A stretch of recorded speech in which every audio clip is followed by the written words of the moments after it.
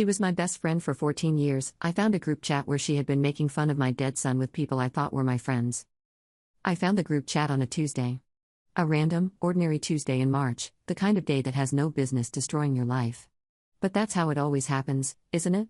The worst moments don't announce themselves. They just walk in wearing normal clothes and burn your house down while you're still holding your coffee.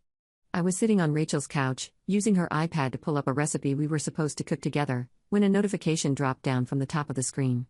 It was a message in a group chat called No Filter. The preview showed my name. And then my son's name. And then a laughing emoji. And in that half second, that tiny, meaningless fraction of time between seeing the words and understanding them, 14 years of friendship, of trust, of believing I knew who this woman was, collapsed like a building that had been hollow the entire time. My son's name was Ethan. He was 6 years old when he died. Leukemia. Acute lymphoblastic leukemia, to be specific, because the universe doesn't just take your child, it gives you a medical vocabulary you never wanted so you can describe the thing that killed him in clinical detail for the rest of your life. He was diagnosed at 4. He fought for 2 years. He lost. I lost. Everyone who loved him lost. That was 3 years ago. He would have been 9 this October. I still buy his favorite cereal sometimes, Cinnamon Toast Crunch, and I don't realize I've done it until I'm home, staring at the box on the counter, and the grief hits me like a freight train I keep forgetting is coming. I'm telling you about Ethan first because you need to understand what she mocked. You need to understand the weight of what was in that group chat before I tell you what it said. This wasn't gossip about a bad haircut. This wasn't talking behind my back about some argument we had. This was my child. My dead child. The boy I held in a hospital bed while machines beeped slower and slower until they didn't beep at all. Rachel, my best friend, the woman who sat next to me at his funeral, who held my hand so tight her knuckles went white, who whispered I'm here, I'm not going anywhere, that Rachel was making jokes about him in a group chat with 7 other women I considered friends. I need to write this down because I haven't told the full story to anyone.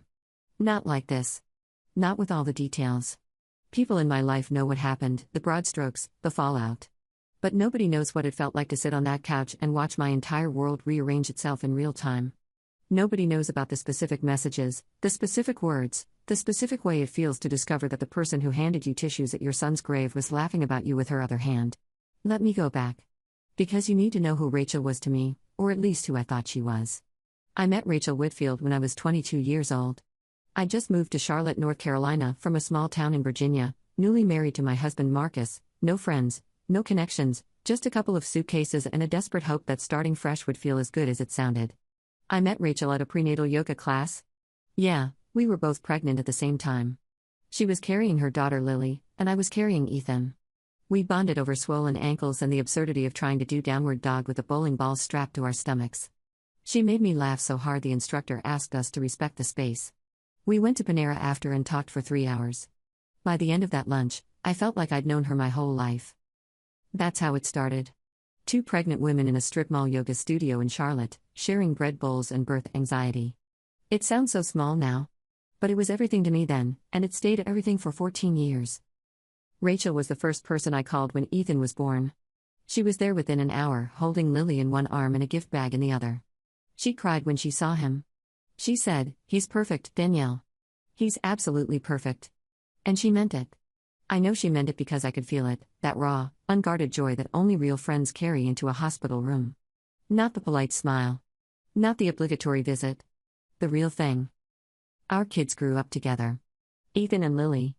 They were inseparable from the time they could walk, building blanket forts, fighting over goldfish crackers, falling asleep in the back of my minivan during road trips to Myrtle Beach. Rachel and I built our friendship around those kids. School pickups, birthday parties, stomach bugs at 2 a.m., the whole beautiful chaos of raising small humans alongside someone who gets it. She was my emergency contact. I was hers. She had a key to my house. I had one to hers. We didn't even knock anymore, just walked in, poured coffee, started talking. When Ethan was diagnosed, Rachel was the 3rd person I told. After Marcus. After my mother. Before my own sister. I called her from the hospital parking garage, and I couldn't speak, just these terrible, animal sounds coming out of me that didn't sound like my voice, and she didn't say calm down or it'll be okay, she said, I'm coming. Don't move. And she came. She drove across Charlotte in 20 minutes, I don't know how, the drive is at least 35, and she found me in that parking garage sitting on the concrete next to my car because my legs had stopped working, And she sat down next to me on the dirty ground in her nice work clothes and held me while I shattered. For 2 years, she was my rock. Every chemo appointment, every hospital stay, every night I couldn't stop vomiting from anxiety, Rachel was there. She organized meal trains. She set up a caring bridge page. She watched Lily and Ethan together on days when the treatment left him too weak to go to school, bringing him coloring books and those little plastic dinosaurs he loved. She came to the hospital and read to him Green Eggs and Ham, 14 times, because he never got tired of it and she never complained. When Ethan died, Rachel stood beside me at the funeral in a black dress and flat shoes because she knew we'd be standing for hours and she'd planned for it. She didn't leave my side. Not once. She didn't say stupid things like he's in a better place or God has a plan. She just stayed. She slept on my couch for a week straight because Marcus was falling apart in his own way and someone needed to make sure I ate. She brushed my hair one morning when I couldn't lift my arms. She washed the dishes that had piled up for days. She picked up Ethan's toys from the living room floor when I couldn't bear to touch them, and she cried while she did it. That's who Rachel was to me. That's the woman I trusted with the most sacred, shattered parts of my life. Now let me tell you what was in the group chat. I sat on that couch with the iPad and I should have put it down. I should have closed the notification and pretended I didn't see it. But grief makes you a detective. When you've lost a child, you develop this hypervigilance, this constant scanning for threats, for pain, for the next terrible thing, because the worst already happened and your brain is permanently wired for impact. So I tapped the notification. And I scrolled up. The group chat had 8 members. Rachel. Our mutual friends Jessica, Brittany, Kayla, Amber, Morgan, Tasha, and Lauren. Women I saw regularly. Women whose houses I'd been in. Women who had hugged me at Ethan's memorial, who had dropped off casseroles, who had texted me heart emojis on his birthday every year since he passed. The chat went back over a year. I didn't read every message, I couldn't, my hands were shaking too hard and my vision was tunneling, but I read enough. More than enough. I read things that are burned into my brain with the permanence of a scar. Rachel had written, 6 months earlier, Danielle brought up Ethan again at brunch. Like, girl, it's been 2 years. At some point you gotta stop making every conversation about your dead kid. Jessica replied, I literally cannot do another grief post on Facebook. We get it. He died. It's sad. But it's been years. Brittany, remember when she made that slideshow for his birthday and sent it to everyone? I was like, ma'am, I do not need this in my inbox at 7 a.m. There were laughing emojis. Skull emojis. The I'm dead emoji, and the irony of that makes me want to scream until my throat bleeds. It got worse the further I scrolled. Kayla, from about 4 months ago, not Danielle wearing the necklace with his name on it to girls' night again. It's giving grief as my entire personality. Rachel, I love her, but honestly sometimes I'm like, are you ever gonna move on? Ethan's been gone longer than he was sick at this point. Morgan, harsh but real. Rachel again, I know. But like I've been holding her hand for 3 years. At what point do I get to have a friend who isn't constantly sad? Is that selfish? Ike maybe, but I'm tired. Tired. She was tired. My best friend, the woman who promised she wasn't going anywhere, was tired of my grief. Tired of my dead son's name coming up in conversation. Tired of the necklace I wore because it was the only way I could carry him with me. She was tired, and instead of telling me, instead of having one honest, difficult conversation, she built a group chat and turned my worst nightmare into content. There was more. So much more. Screenshots I can't bring myself to type because some of them reference things I told Rachel in private, things about Ethan's final days, things about how I screamed into a pillow every night for a month after he died, things I'd shared with her because she was my person and I thought those words were safe. She'd shared them in the chat. Not as concern. As entertainment. As you won't believe what she told me this time. I sat on Rachel's couch for what felt like an hour but was probably 10 minutes. The iPad was still in my hands. The recipe app was still open behind the group chat. We were supposed to make chicken parm. I remember that. Chicken parm. Such a stupid, normal thing to remember, but my brain grabbed onto it like a life raft because everything else was drowning. Rachel walked back into the living room from the kitchen, holding 2 glasses of wine, smiling. She said, I found that good Merlot you like, the one from, and then she stopped. Because she saw my face. And she saw the iPad. And she knew. The wine glasses didn't drop. That's not how real life works. She just stood there, holding them, and her face did this thing, this rapid cycle of emotions that I've replayed 1,000 times since: confusion, then recognition, then panic, then something that looked almost like relief, as if a secret she'd been carrying had finally gotten too heavy and part of her was glad it had fallen. I said one sentence. Just one.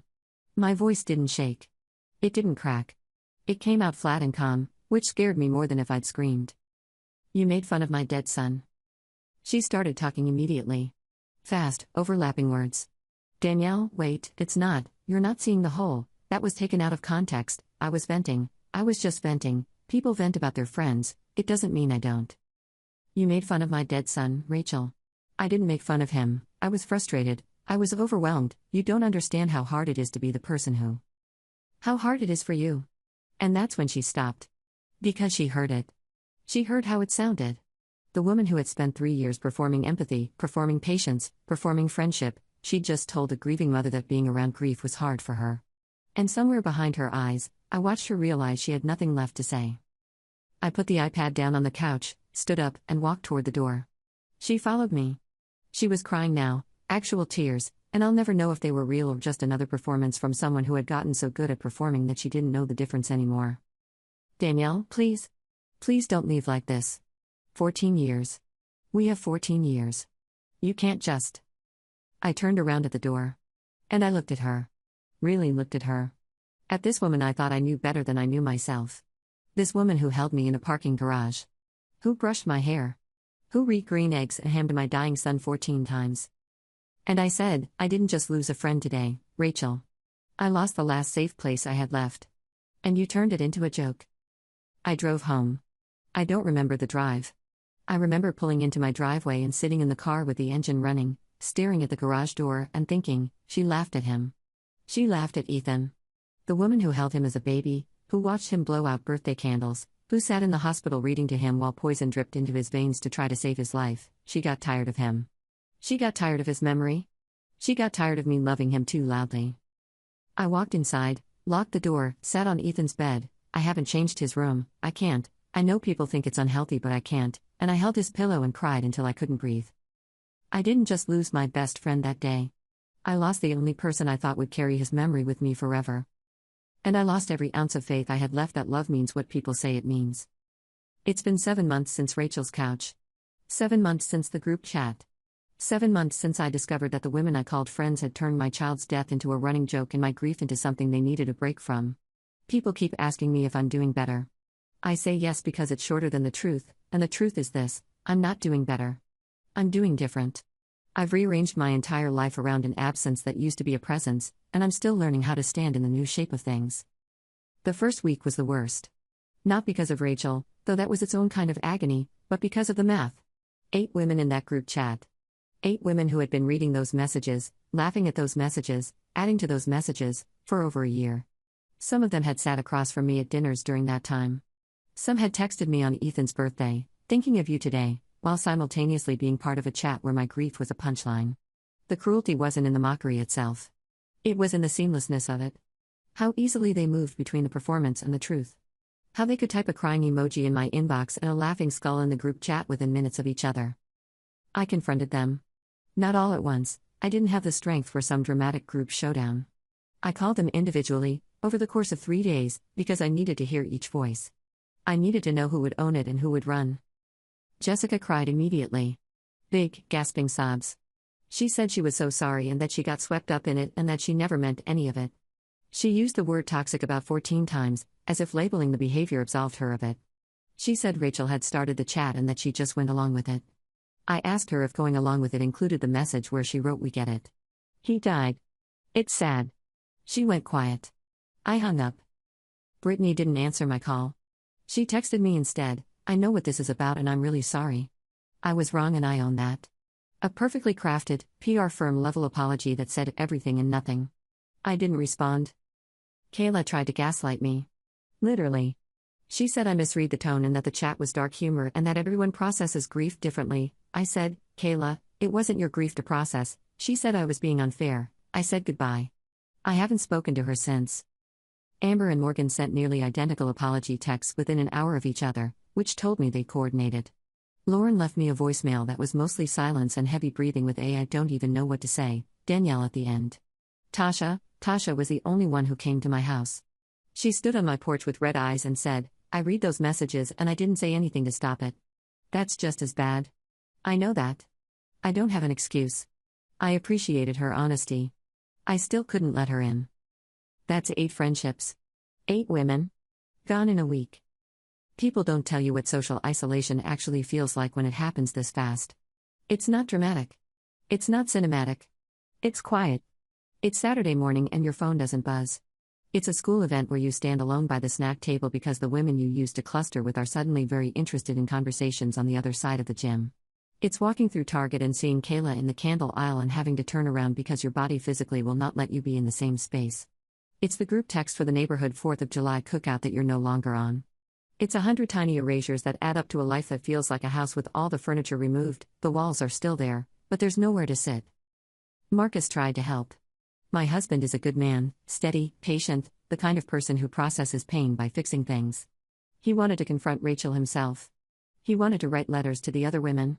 He wanted to do something, because doing nothing felt like letting them win. But I told him there was nothing to win. There was no victory in this. There was just loss, different textures of it, different temperatures, but all loss. He held me a lot in those first weeks. We'd be in bed and he'd pull me close, and I'd feel his heartbeat against my back and think about how Ethan used to wedge himself between us on Sunday mornings, his little feet like ice cubes, his breath smelling like cereal. And then I'd think about Rachel typing, "Are you ever gonna move on?" And something inside me would clench so tight I'd lose my breath. The thing that haunts me most isn't the cruelty. It's the duration. Over a year. That group chat existed for over a year. Which means Rachel sat across from me at dozens of dinners, dozens of coffee dates, dozens of "how are you, really?" conversations, and every single time, she went home and reported back. Like I was a character in a show she was recapping for her audience. Episode 47, Danielle mentions Ethan at Target again. Will she ever get a new storyline? And they watched. They all watched. And they laughed. I started going through old photos a few weeks after it happened. I don't know why. Maybe I was punishing myself. Maybe I was looking for clues, some moment I missed, some expression on Rachel's face that should have told me the truth. I scrolled back years. Hundreds of pictures. Rachel and me at the pumpkin patch with the kids. Rachel and me at that terrible karaoke bar in Uptown Charlotte where she sang "Don't Stop Believin' so badly the DJ asked her to stop. Ethan and Lily in matching Halloween costumes, he was a dinosaur, she was a princess, and they held hands walking up to every door. Rachel and me at my kitchen table, wine glasses raised, mid-laugh, looking like 2 women who would be in each other's lives forever. I stared at that photo for 20 minutes.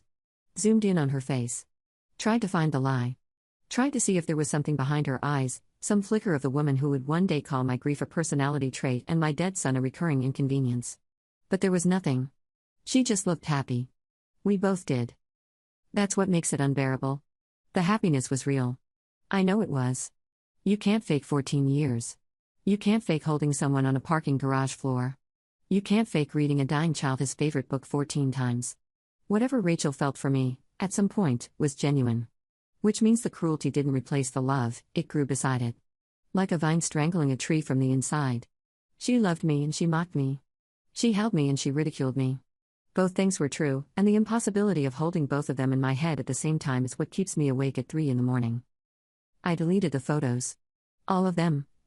Not in a dramatic, angry purge, in a slow, methodical, Tuesday night session with a glass of wine and a box of tissues. Each delete felt like pulling a tooth. It hurt and it needed to happen, and the emptiness afterward was its own kind of wound. Lily, Rachel's daughter, showed up at our house about 2 months ago. She's 10 now. She came to the door on her bike, helmet still on, and asked if she could see Ethan's room. She said she missed him. She said her mom didn't talk about him anymore and she didn't understand why, and she missed the way our houses used to feel like the same house. I let her in. I walked her to his room.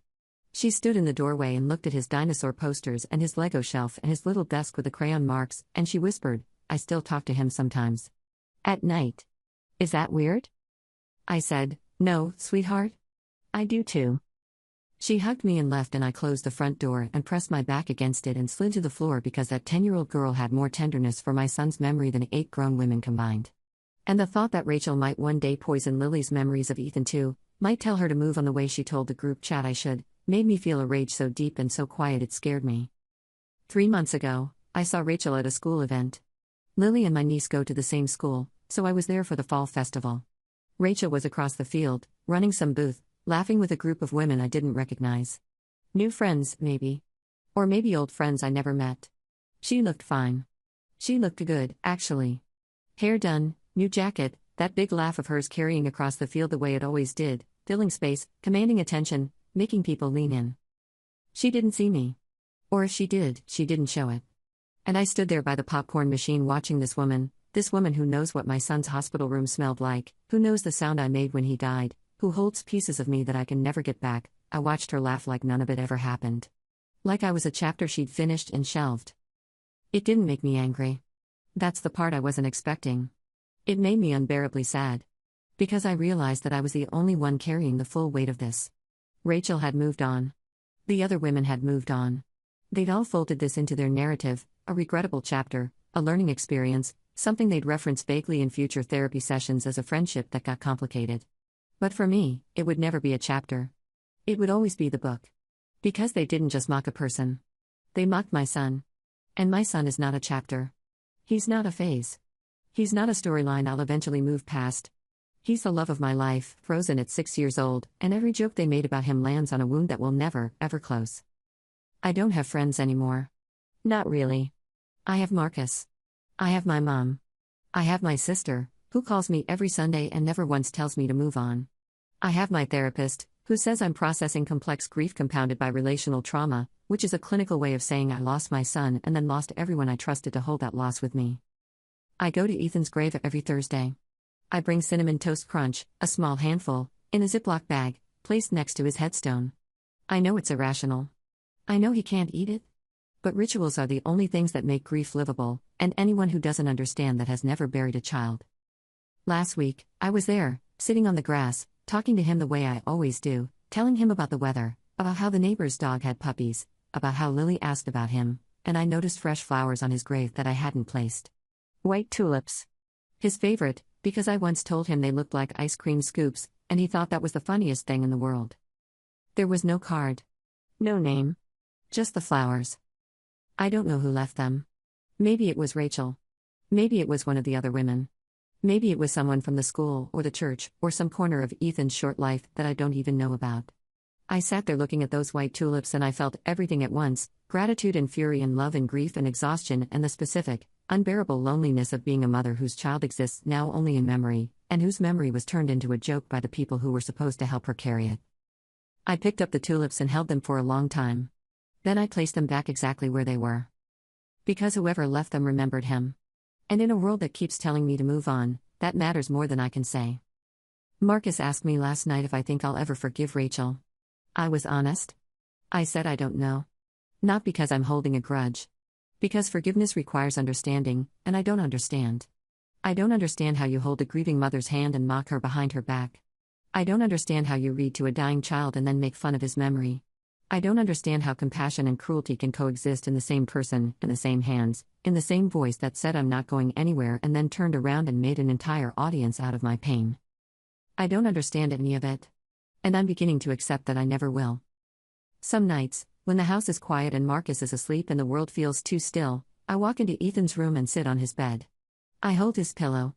I smell it, even though it doesn't smell like him anymore, it just smells like fabric softener and time. And I whisper to him. I tell him I'm sorry the world is like this. I tell him I'm sorry that the people who were supposed to love him got tired of loving him. I tell him that I will never get tired. That I will say his name in every room I enter for the rest of my life, and I don't care who rolls their eyes, who makes a group chat, who gets exhausted by my love for him. He deserves to be remembered loudly. He deserves to take up space. He was here. He mattered. He matters. And if the cost of remembering him is losing people who couldn't handle the weight of it, then they were never strong enough to stand beside me in the first place.